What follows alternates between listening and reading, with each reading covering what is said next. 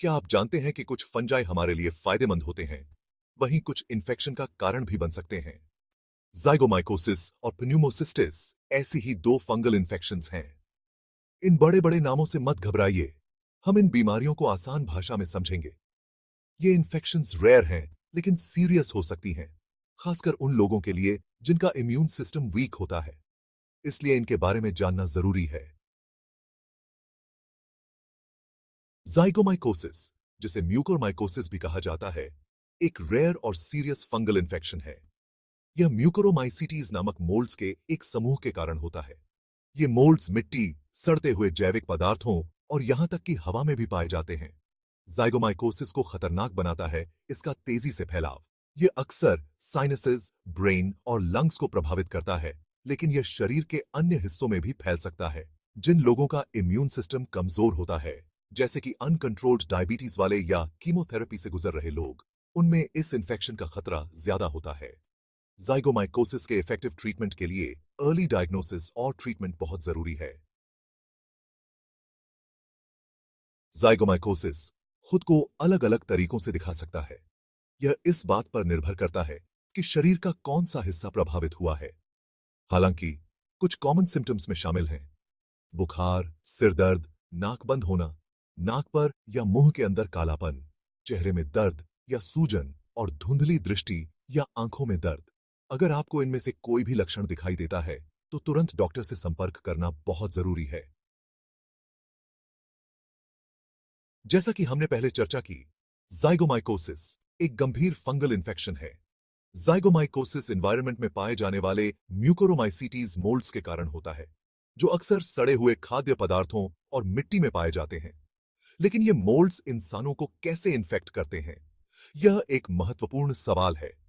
Infection का सबसे common root हवा में मौजूद फंगल स्पोर्स का सांस के जरिए शरीर में प्रवेश करना है, जो फिर हमारे रेस्पिरेटरी सिस्टम को प्रभावित कर सकते हैं। ये स्पोर्स फिर साइनसेस, लंग्स या शरीर के अन्य हिस्सों को इन्फेक्ट कर सकते हैं, जिससे गंभीर स्वास्थ्य समस्याएं हो सकती हैं। कुछ मामलों में जाइगोमाइकोसिस त्वचा पर कटने या जलने से भी हो सकता है, खासकर अगर घाव दूषित हो। खासकर अगर घाव दूषित मिट्टी या पानी के संपर्क में आता है, तो इन्फेक्शन का खतरा बढ़ जाता है। यह ध्यान रखना जरूरी है कि इन मोल्ड्स के संपर्क में आने वाले हर व्यक्ति को इन्फेक्शन नहीं होता है, क्योंकि हर किसी की इम्यून सिस्टम अलग होता है। हेल्थी इम्यून सिस्टम वाले लोग आमतौर पर इन्फेक्शन से लड़ने में सक्षम होते हैं और उन्हें इस बीमारी का खतरा कम होता है। Zygomycosis diagnosis and treatment. Zygomycosis का डायग्नोसिस करना चैलेंजिंग हो सकता है, क्योंकि इसके सिम्टम्स अक्सर दूसरी बीमारियों जैसे ही होते हैं। सिम्टम्स में बुखार, सूजन और दर्द शामिल हो सकते हैं, जो अन्य इन्फेक्शंस के साथ भी देखे जा सकते हैं। डायग्नोसिस की पुष्टि करने के लिए डॉक्टर आमतौर पर कई तरीकों का इस्तेमाल करते हैं। ये तरीके सुनिश्चित करते हैं कि सही बीमारी की पहचान हो सके और सही इलाज शुरू किया जा सके। शारीरिक जांच। डॉक्टर इन्फेक्शन के किसी भी दिखाई देने वाले संकेत के लिए प्रभावित जगह की जांच करेंगे। यह जांच महत्वपूर्ण है, क्योंकि यह शुरुआती संकेतों को पहचानने में मदद करती है। इमेजिंग टेस्ट, सीटी स्कैन्स या एमआरआई स्कैन्स इन्फेक्शन की एक्सटेंट को देखने में मदद कर सकते हैं। ये स्कैन्स इन्फेक्शन के फैलाव और गंभीरता को समझने में मदद करते हैं। बायोप्सी फंगल एलिमेंट्स की प्रेजेंस की पहचान करने के लिए प्रभावित जगह से टिश्यू का एक छोटा सा सैंपल लेकर माइक्रोस्कोप के नीचे जांचा जाता है। यह प्रक्रिया इन्फेक्शन की पुष्टि करने के लिए अत्यंत महत्वपूर्ण है। एक बार डायग्नोसिस होने के बाद जाइगोमाइकोसिस का इलाज एंटी फंगल मेडिकेशंस के साथ एग्रेसिवली किया जाता है, जिसे अक्सर नसों के जरिए दिया जाता है।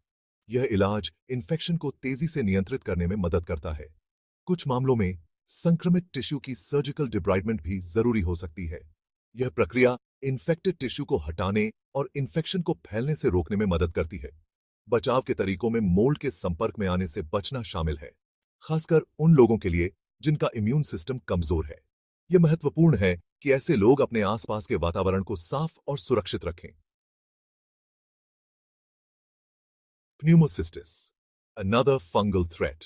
प्न्यूमोसिस्टिस निमोनिया या पीसीपी एक और सीरियस फंगल इन्फेक्शन है, जो मुख्य रूप से फेफड़ों को प्रभावित करता है। यह प्न्यूमोसिस्टिस जिरोविचिई नामक फंगस के कारण होता है, जो आमतौर पर एनवायरनमेंट में पाया जाता है। पीसीपी एक ऑपर्चुनिस्टिक इन्फेक्शन है, जिसका मतलब है कि यह आमतौर पर उन लोगों को प्रभावित करता है जिनका इम्यून सिस्टम कमजोर होता है, खासकर एचआईवी एड्स वाले लोग। Pneumocystis symptoms you should no.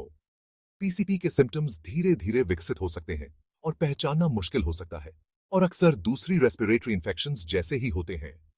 Common symptoms में शामिल हैं बुखार, सूखी खांसी, सांस लेने में तकलीफ, खासकर मेहनत करने पर सीने में दर्द, थकान और वजन घटना। इन सिम्टम्स के बारे में पता होना जरूरी है, खासकर अगर आपका इम्यून सिस्टम कमजोर है। प्न्यूमोसिस्टिस कॉजेज एंड डायग्नोसिस। प्न्यूमोसिस्टिस जिरोवेची, वह फंगस जो पीसीपी का कारण बनता है, काफी कॉमन है और ज्यादातर लोग अपने जीवन में किसी न किसी समय इसके संपर्क में आते हैं। यह फंगस हवा के माध्यम से फैलता है और आमतौर पर कोई लक्षण नहीं दिखाता है। हालांकि एक हेल्थी इम्यून सिस्टम आमतौर पर फंगस को इन्फेक्शन पैदा करने से रोकता है। यह इम्यून सिस्टम के व्हाइट ब्लड सेल्स द्वारा किया जाता है, जो पैथोजेंस को पहचानते और नष्ट करते हैं। जिन लोगों का इम्यून सिस्टम कमजोर होता है, खासकर जिनका CD4+ सेल काउंट कम होता है, जो एक तरह का व्हाइट ब्लड सेल है, उनमें पीसीपी होने का खतरा ज्यादा होता है। यह विशेष रूप से एचआईवी एड्स के मरीजों में देखा जाता है, जिनका इम्यून सिस्टम काफी कमजोर हो जाता है। पीसीपी का डायग्नोसिस करने के लिए डॉक्टर निम्नलिखित कर सकते हैं। छाती का एक्सरे, जो इन्फेक्शन के संकेत दिखा सकता है। यह एक्सरे फेफड़ों में किसी भी असामान्यता को दिखाने में मदद करता है। एक स्पिट टेस्ट, जहां न्यूमोसिस्टिस जाइरोवेकी की प्रेजेंस की पहचान करने के लिए माइक्रोस्कोप के नीचे बलगम के एक सैंपल की जांच की जाती है। यह टेस्ट फंगस की पुष्टि करने में सहायक होता है। और एक ब्रोंकोस्कोपी, जहां जांच के लिए लंग्स में लिक्विड या टिश्यू के सैंपल कलेक्शन करने के लिए एक पतली लचीली ट्यूब डाली जाती है। यह प्रक्रिया अधिक एक्यूरेट डायग्नोसिस के लिए की जाती है।